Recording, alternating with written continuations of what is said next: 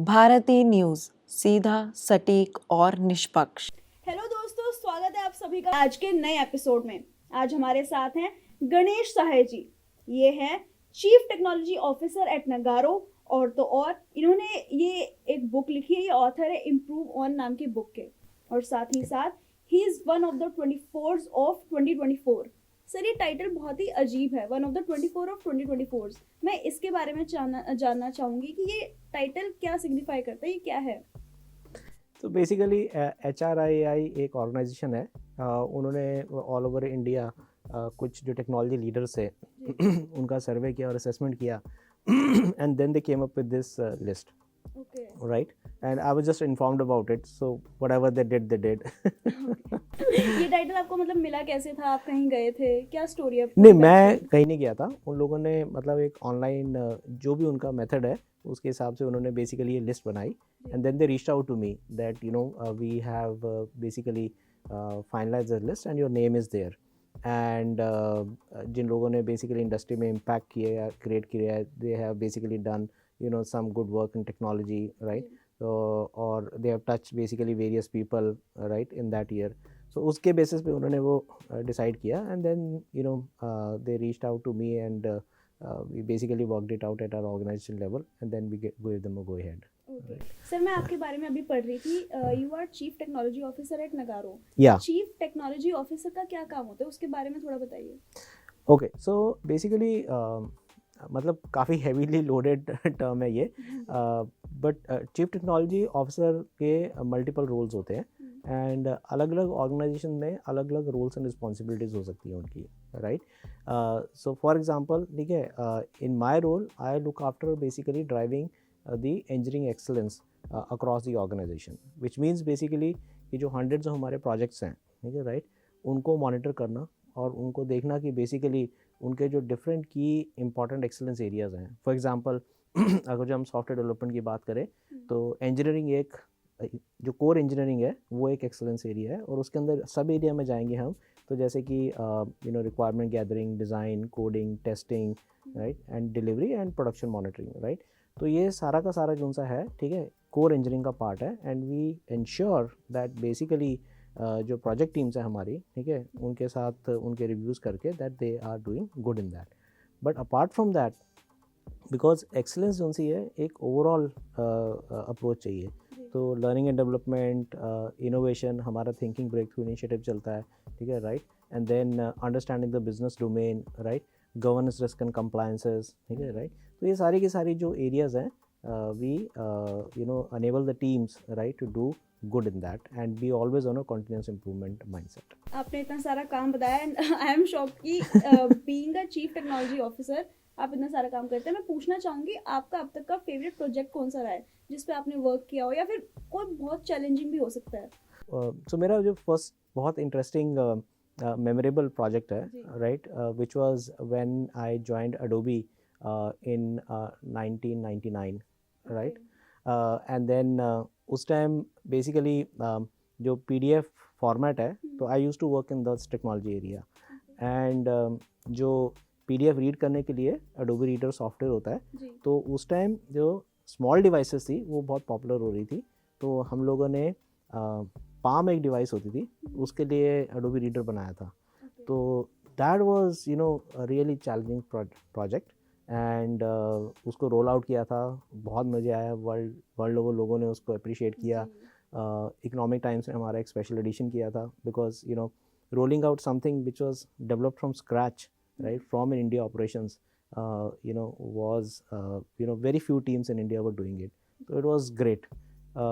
And most recently basically I am building जो मैंने आपको ये सारी चीज़ बताई थी इंजीनियरिंग एक्सेलेंस के लिए, इसके लिए हम इन हाउस एक टूल डेवलप कर रहे हैं। उसके ऊपर बेसिकली टूल ऑलरेडी डेवलप्ड है और उसके ऊपर हम अब basically artificial intelligence based bot बना रहे हैं जो कि each and every persona in the organisation, चाहे वो प्रोजेक्ट मैनेजर है, चाहे वो डायरेक्टर है, चाहे वो बिजनेस यूनिट हेड है, वो अपने बेसिकली कस्टमर्स के प्रोजेक्ट जोन से हैं उनके बारे में इंसाइट्स ड्रॉ कर सकते हैं और वो बहुत उनको गाइड भी कर सकते हैं कि आप अब एग्जिस्टिंग लेवल से नेक्स्ट लेवल पे कैसे इंप्रूव कर सकते हो। तो सर, अभी आपने एआई की बात करी।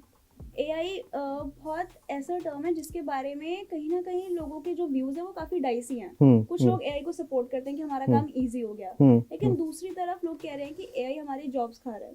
तो आप क्या कहना चाहेंगे, like as an engineer, as a chief technology officer, आपका क्या व्यू पॉइंट है इस पे? तो फर्स्ट ऑफ ऑल बेसिकली जो फियर्स हैं लोगों के, ठीक है,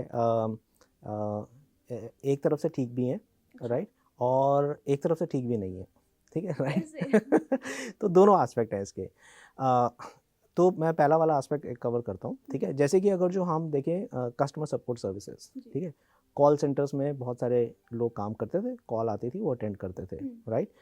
अभी बेसिकली एआई बेस्ड बॉट्स जो उनसे हैं, they are able to understand the human conversations and given the knowledge that they have, right, especially with respect to the product and जो भी उसके बारे में जो उसके फीचर्स हैं, they are able to respond very well, right। तो वो जॉब हट गई है, राइट, ठीक है। बट ये जॉब पहले भी हटी थी। तो जैसे कि जिसको हम बोलते हैं कि इंटरैक्टिव वॉइस रिस्पॉन्स, IVR, जब IVR आए थे तब भी कॉल सेंटर की जॉब्स कम हुई थी। फिर अब ये AI बेस्ड आए हैं, इसके कम हो गए हैं, ठीक है।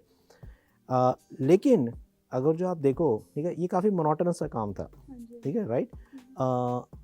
गोइंग फॉरवर्ड, ठीक है, जितना भी मोनोटोनस और बोरिंग टाइप का काम है, ठीक है, वो AI बड़े अच्छे से कर देगा जहाँ पे रेपिटेशन हो रहा है, राइट।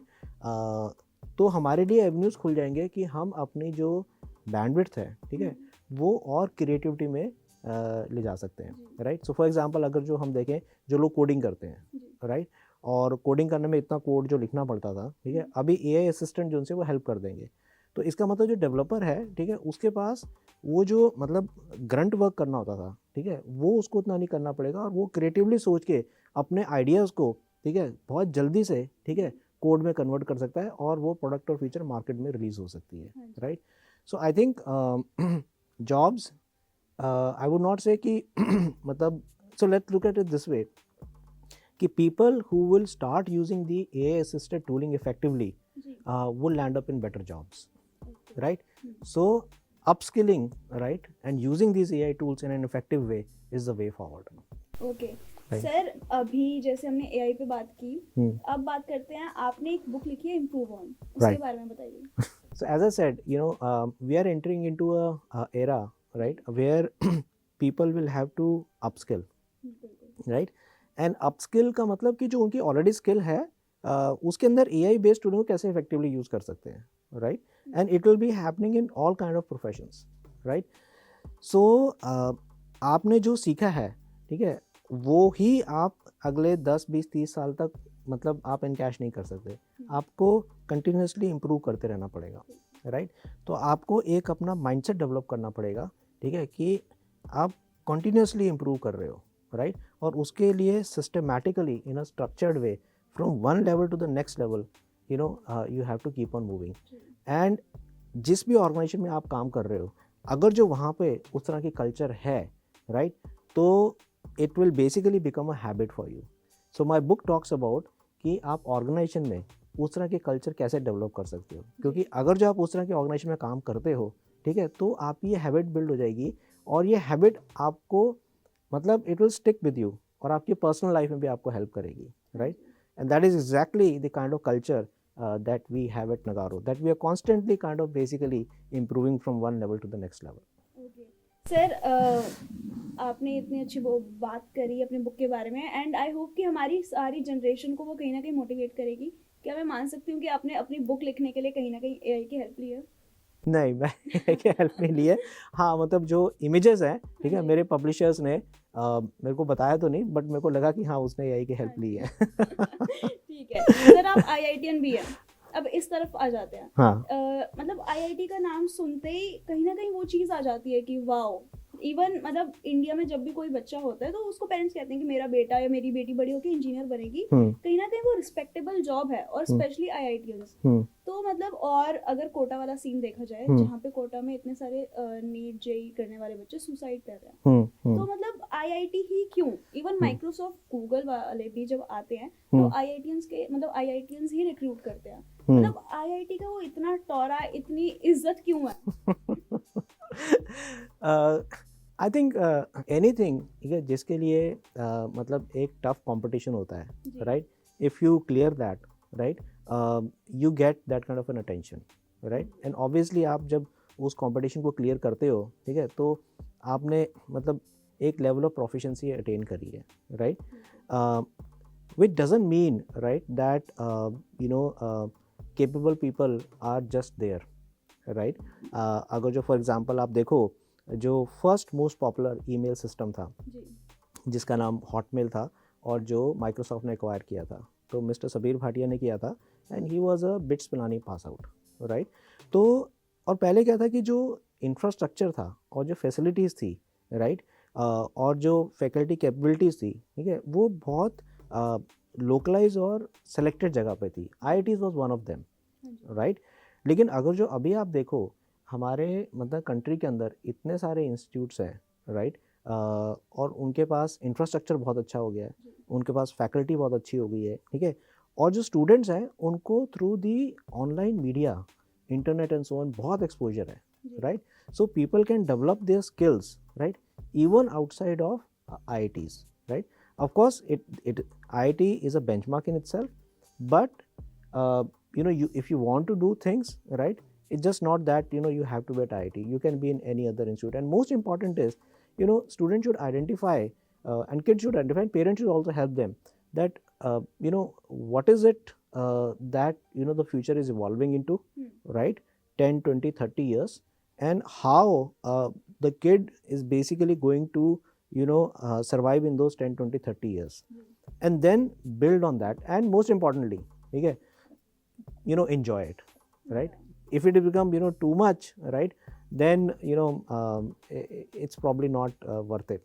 So कुछ fun भी तो होना चाहिए ना. If it is like मतलब no play and all work makes Jack a dull boy, ऐसा कुछ है ना, right? So competition is like a game for you. Competition is always a game, right? It has always been, right? आप कोई भी game देख लो, ठीक है, IPL देख लो, ठीक है, कंपटीशन चलता है वहाँ पे, people enjoy it, right? I am not a cricket fan, right? So मेरे लिए बड़ा बोरिंग होता है. आपके लिए इनोवेशन टेक्नोलॉजी हाँ, ये मेरे लिए इंटरेस्टिंग है, ठीक है, राइट? तो और जिसके लिए जो इंटरेस्टिंग है, राइट, तो अगर जो आप देखो आज की डेट के अंदर मीडिया के अंदर इतनी ऑप्शंस हैं, ठीक है, राइट? आप अगर देखो परफॉर्मिंग आर्ट्स से मतलब ऑप्शंस हैं, ठीक है, आप देखो अगर जो मतलब बियॉन्ड इंजीनियरिंग एंड डॉक्टर भी ऑप्शंस हैं, right? Having said that, right, it is important to be grounded in good education, right? ठीक है, so that is very important, और good education can come from anywhere, right, provided you basically structure your learning in that direction. Sir मैं एक और सवाल आपसे पूछना चाहूँगी. जैसे अभी रिसेंटली बहुत ज़्यादा इंस्टा पे, सोशल मीडिया पे फेमस हुआ है 70 आवर पर वीक कल्चर. वो उन्होंने, मोदी जी ने कहा था कि इतने घंटे वीक में काम करना ही चाहिए. उनके हिसाब से ये हेल्दी वर्क कल्चर है, और वो भी इसी लाइन में है, सॉफ्टवेयर वाली लाइन में है, टेक्नोलॉजी की लाइन में. इस पे आप क्या कहेंगे?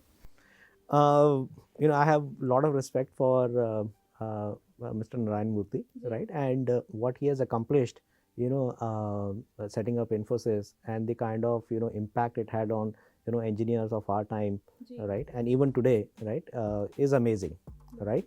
Now, having said that,